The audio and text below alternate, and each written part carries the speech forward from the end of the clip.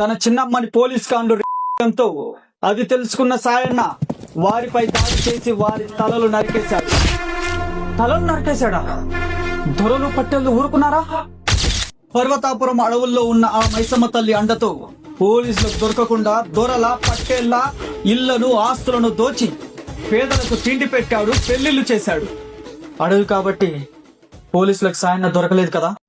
అవును, కానీ ఆయన పక్కనే ఉన్న అనుచరుడి సాయంతో పోలీసులు సాయనని పట్టుకున్నారు.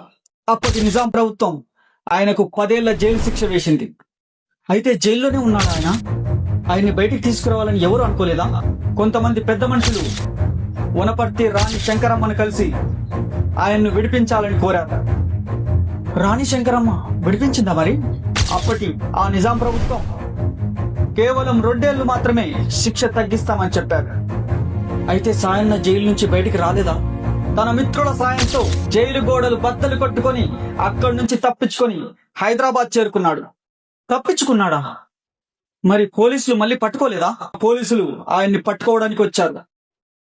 అయితే అది తెలిసిన సాయన్న అక్కడి నుంచి తప్పించుకొని శివన్న అని కలుసుకున్నాడు. శివన్న ఒక వ్యక్తిని సాయన్నకి పరిచయం చేశాడు. ఎవరతను? దొంగ అని కొందరంటారు, దొర అని కొందరంటారు. ఒక్క చూపుతో 100 మందిని కూడా పడగొట్టే కనికట్టు తెలిసినవాడు.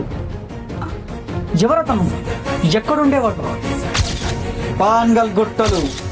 ఇప్పటికీ ఆ పేరు మర్చిపోలేదు. పానగల్ అంటే నువ్వు చెప్పేది?